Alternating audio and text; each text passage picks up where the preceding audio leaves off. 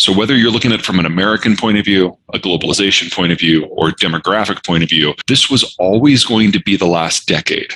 The system we have was established by the Americans at the end of World War II. We didn't have a free trade system before that. So if you weren't an empire, you were you're typically a colony. With World War II, that system ended, and the Americans patrolled the ocean so that anyone could participate in any supply chain and access any market and resource and work with any partner. And for the first time, we got true civilian shipping, and that has generated the world that we know. That's international oil trade. That's international manufacturers. That's the European Union. That's the rise of China. All of that came from the American policy during the Cold War. The whole idea was we will allow this to happen and we will protect you if in exchange you side with us against the Soviets. Well, Cold War ended in 92, and we've been edging ever further away from that system. And in 7 straight presidential elections, the person who didn't like globalization is the one who won. That includes Biden. So we are well past the point of no return there. And now we get to see the system break back apart, and that'll be messy by any definition. While that was going on, it also changed the way we live,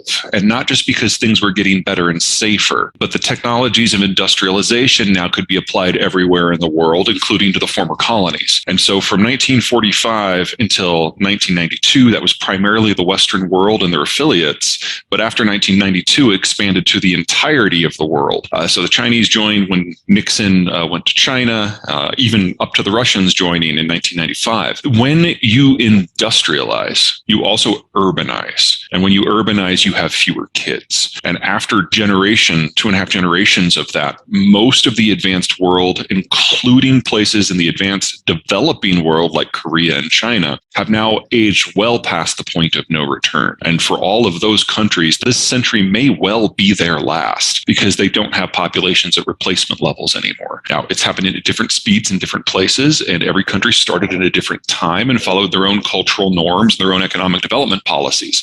So there's a lot of staggering in here, but this decade was always the decade when we were going to hit past the tipping point, because this is the decade when all the younger countries they age past the point of reconstitution, and all the older countries age into mass retirement. So whether you're looking at it from an American point of view, a globalization point of view, or demographic point of view, this was always going to be the last decade. COVID sped it up by 2 years, and the Ukraine war is a hard stop. We're never going back to 2019.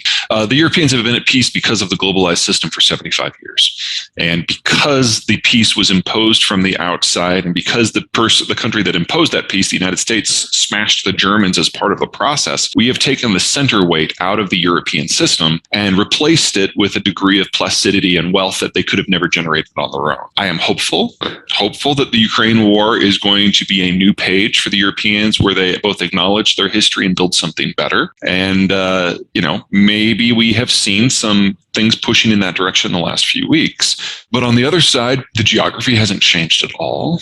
The conflict with the Russians isn't something that's new. It has been part of European warfare, politics, and security going back to the beginning of the concept of Europe. And to think that the Germans can go from a pacifist socialist background to just flip and double the defense spending and be asked to defend Poland from the Russians again, and there's not going to be any side effects from that, I really hope it works. But we're going to have a situation here very soon where all the patterns are going to repeat. There are a couple of pipelines that come to Germany that don't go through Ukraine and don't go through Poland. So we're going to have a situation here very soon where the Russians are going to tell the Germans, hey, yeah, we can totally keep your lights on and keep supplying you with energy, but there's going to be a cost. You have to back out of the NATO coalition when it comes to all issues Ukrainian, in which case the NATO position would cease to exist because we can't do it without German logistics. So all of these historical fault lines are still there. And I dare say the Russians are more aware of them these days than most of the Europeans.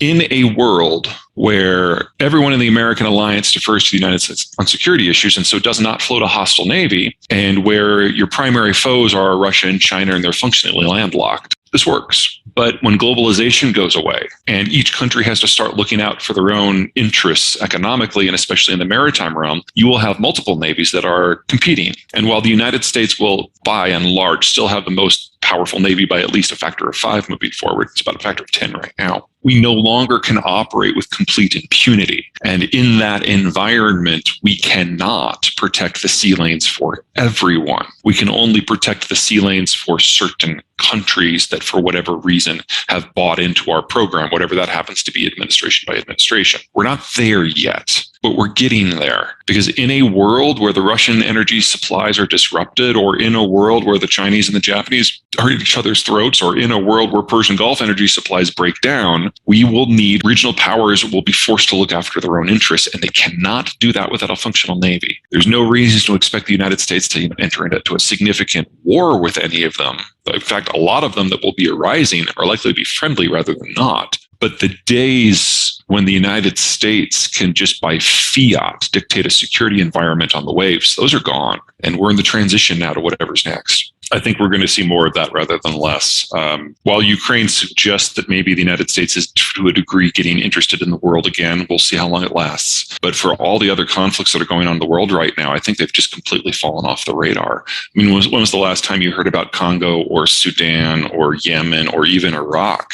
None of these conflicts have stopped. It's just the Americans have stopped caring. If you want to be involved, if the U.S. government wants America to be involved, there is a case, you have to make the case to the American people about why it's worth intervention after 20 years of the forever wars. That's a hard call. And even with Ukraine, Biden has gone well out of his way to make it very clear that this is not going to be a regular conflict. There are risks. Absolutely. Anything with the Russians is going to be risky. But we're not talking about forward surging forces to face the Russians down in eastern Ukraine. And that's not going to be on the agenda at all. So either you are a country that is able to negotiate a side deal with the United States, or you are on your own. And countries are still coming to terms with what that means. The country that by far is looking at the worst position are the Chinese, because the security situation in Ukraine has laid bare their 40 years of their planning as being wrong. And they're losing the ability to talk to the United States in a constructive way due to internal problems, and that the Americans are walking away too. And there's no country in the world that is more dependent upon the old system than the Chinese.